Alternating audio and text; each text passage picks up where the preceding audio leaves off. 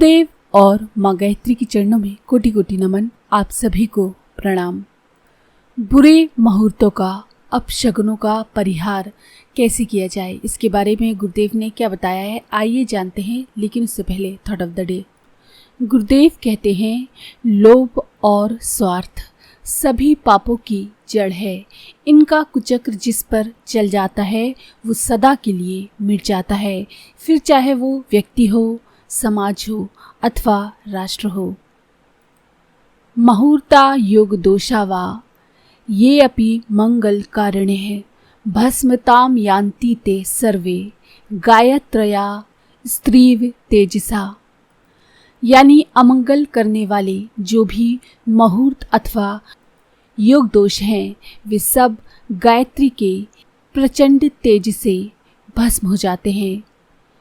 कई बार हमारे मन में ये ख्याल आता है कि आखिर ये मुहूर्तों और अपशगुनों आदि को किसने बनाया है, किस आधार पर इनको बनाया गया है, और यदि हम इनको ना माने तब क्या बुरा प्रभाव पड़ता है। तो इन सभी के बारे में गुरुदेव ने लिखा है।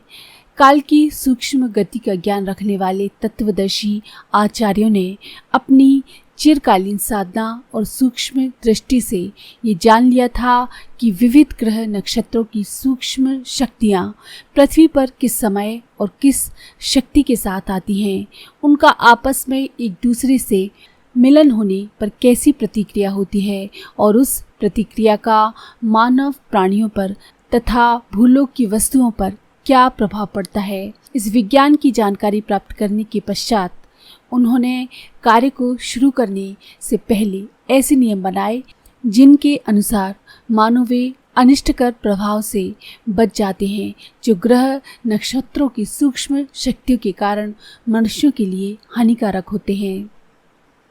इसी सूक्ष्म दृष्टि आदि से ध्यान की अवस्था में जाकर जो ऋषियों ने देखा पाया, उन्हीं के आधार पर मुहूर्तों की रचना की गई। जो घड़ियाँ जिस कार्य के लिए अशुभ हैं उन्हें छोड़कर ऐसे क्षणों में कामना करना जो मंगलमय है, उन्हें हम मुहूर्त कहते हैं। शुभ मुहूर्त में काम करने से कर्ता के मन पर एक उत्साहवर्धक छाप पड़ती है। उसे विश्वास रहता है कि मैंने शुभ घड़ी में कार्य शुरू किया है तो उसका परिणाम भी शुभ ही होगा। इस विश्वास के आधार पर सचमुच उसका कार्य सफल हो जाता है। विश्वास की फलदायिनी शक्ति का महत्व अब किसी से भी छिपा हुआ नहीं है। जब भी हम कोई कार्य शुरू करते हैं तब कुछ ऐसे संयोग आते हैं जिससे हमको पता चलता है कि कार्य सफल होगा या असफल होगा। ऐसे संयोगों को शकुन नाम से जानते हैं। कई बार कोई पशु पक्षी अपनी क्रियाओं द्वारा भविष्यवाणी करते हैं, भली और बुरी संभावनाओं की सूचना देते हैं। इसकी विस्तृत विवेचना गुरुदेव ने जीव जंतुओं की बोली समझना इस पुस्तक में विस्तार से की है। आप चाहें तो इस पुस्तक को पढ़ सकते हैं। कुछ अचानक ऐसे संयोग आ जाते हैं जैसे तेली या खाली बर्तन का सामने आना, छींक होना, बायां अंग फड़कना, ये अशुभ संयोग होते हैं। और कुछ शुभ संयोग होते हैं जैसे भोजन, मृतक, मेहतर, जल भरे हुए घड़े का या दाहिने अंग का फड़कना। ये सभी शुभ संयोग अकस्मात सामने आ जाते हैं। इनसे भी भविष्य के बारे में कुछ हमको पूर्वाभास मिल जाता है। कभी कभी ऐसे अवसर आते हैं कि कार्य आरंभ करना अत्यंत जरूरी होता है। उसकी पहले से पूरी तैयारी हो चुकी है। उस समय कार्य यदि हम चालू ना करें तो कोई प्रत्यक्ष हानि या असुविधा दिखाई दे रही है, लेकिन हमको कुछ ऐसे संकेत मिल जाते हैं कि हमारे मन में शंका उत्पन्न हो जाती है। फिर हम सोचने लगते हैं कि इस कार्य को करें या ना करें, कार्यक्रम को स्थगित कर दें या चालू रखें, यात्रा को आरंभ करें या रुक जाएं। इस प्रकार के संकल्प विकल्प मन में उठते हैं। कार्य को रोका जाता है तो हमारी पूर्व की योजना में खटाई पड़ने से हमारा उत्साह शिथिल हो जाता है और निश्चित योजना में विघ्न पड़ने से चित्त हमारा खिन्न हो जाता है। समय पर कार्य न होने से आवश्यक कार्य में हानि होने की भी संभावना रहती है। दूसरी ओर ये अपशगुन और कुमुहूर्त होते हुए भी कार्य आरंभ यदि हम कर दें तो भी ये मन में आशंका बनी रहती है कि इस कार्य में सफलता मिलेगी या कोई अनिष्टकर परिणाम सामने आएंगे। ऐसी स्थिति में करने या ना करने का कोई निर्णय क्यों न किया जाए। मनुष्य की मनोदिशा सांप छछूंदर की सी रहती है। इस दुविधाजनक स्थिति के लिए गुरुदेव ने बहुत ही अच्छा उपाय बताया है।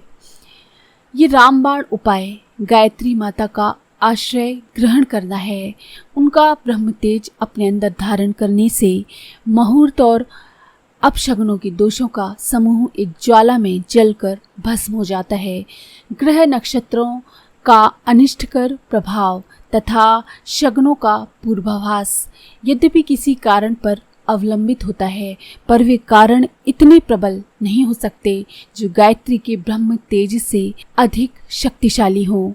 भूत प्रेतों का आक्रमण गायत्री शक्ति से विफल हो जाता है। अशुभ पूर्वाभास भी भगवती की शक्ति से निष्फल हो जाते हैं। कोई कितने बुरे ही संकेत क्यों ना मिल रहे हों, वो गायत्री की शक्ति से बढ़कर शक्तिशाली नहीं है।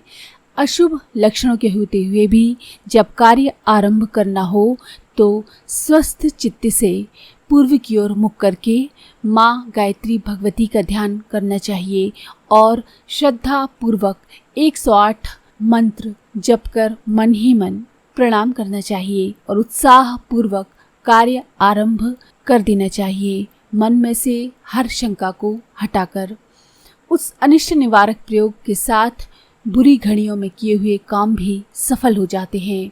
स्वभावतः साधारण कर्मों को भी इस रीति के साथ आरंभ किया जाए तो ब्राह्मी शक्ति की सहायता, माँ गायत्री की सहायता का मार्ग अधिक सुलभ हो जाता है। आप चाहे कोई भी साधारण कार्य कर रहे हों या कोई विशेष कार्य, लेकिन यदि आप गायत्री माता का आश्रय लेके, गायत्री मंत्र का आश्रय लेकर उस कार्य को करेंगे तो आपके कार्य में जो भी विघ्न बाधाएं आने के, शकुन अपशकुन होने के प्रभाव हैं वो सारे माँ गायत्री के ब्रह्म तेज से नष्ट हो जाएंगे। आपको सिर्फ 108 बार गायत्री मंत्र का जाप करना है और उसके बाद आप निश्चिंत हो जाइए।